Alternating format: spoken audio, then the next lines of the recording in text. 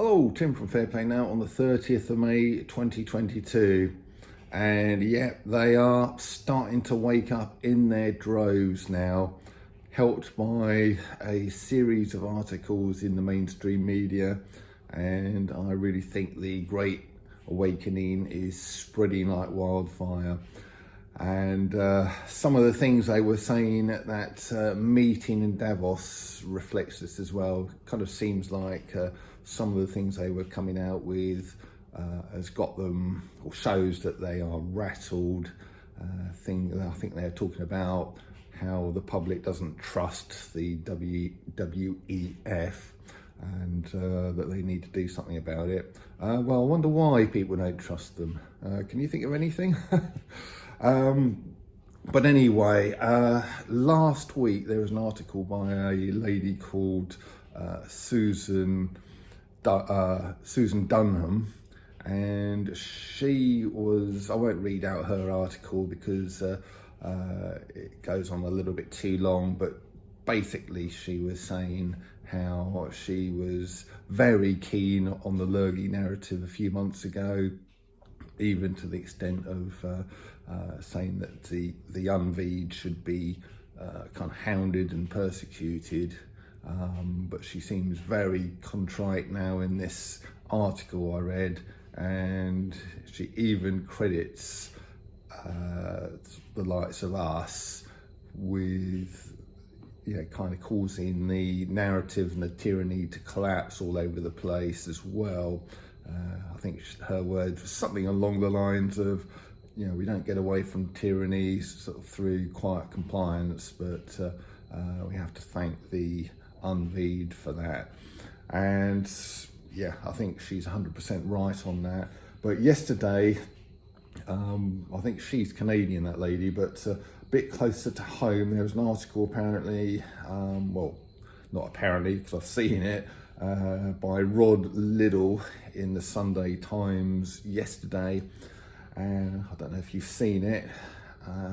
There's a bit of a thing here I'll read out. It's a bit of a paraphrase of what he's said, but it's close enough without it being too long.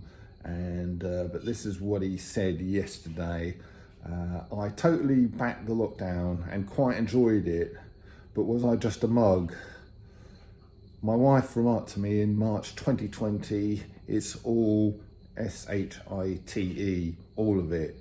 None of it will make a difference. It's all about control, and it will go on for ages. Nonsense, my dear. It will all be over by September. And this is simply a case of ensuring the frailest of us survive, I assured her. What a terrible thing it is to have to admit in a national newspaper that one's wife was absolutely right on all counts and that I was wrong. The government was right too.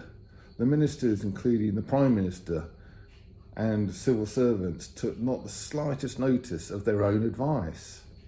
They partied like it was 2019. They were happy to pass on the fatuous injunctions from Sage to the plebs and ensure that transgressors were fined and shamed, or both, but they knew it is all bollocks. Their action proved this beyond all reasonable doubt. This, I think, is at least half of the reason the public is so angry about Partygate. We are angry at ourselves for being mugs and for doing exactly as we were bidden. Yet we might despise the arrogance and entitlement of Johnson and Co, but the real vexation is with ourselves, and the horrible implication that the nutters, the extremists, the people we rather pompously derided and later silenced altogether, were right all along. So that is what basically a mainstream media journalist sort of wrote in a very mainstream media publication, the Sunday Times, yesterday. And when you consider the amount of people who will have seen that article and will be kind of sharing those thoughts as well. And another sort of little tale of people waking up. This actually comes from my Telegram group, from a guy called David. So thanks, David, if you're watching this. He basically wrote, from day one of this nonsense, I told my children, teens, do what you want. They are both well grounded and unveed. The wife took 2 shots and told my children, don't tell dad, but he was 100% correct about this nonsense. I changed as a person and had 2 years of anger. I let everyone know my stance and hope they look back and at least think what they did was a mistake. Keep resisting, guys. So there's someone whose wife was obviously with the mainstream enough to get sort of 2 of the you-know-whats, and now admitting that, although not to him directly, that he was 100% correct.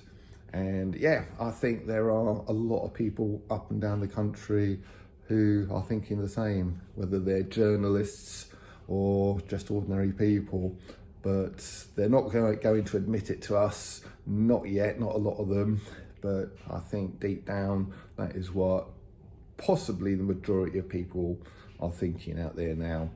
So with that thought, I'm going to leave it. I've got a nice day off, so I'm heading down to the coast with Lorraine, and I'm going to just enjoy a day of normality, I should think, and I'll be back tomorrow. Tim from Fair Play Now, thanks for watching.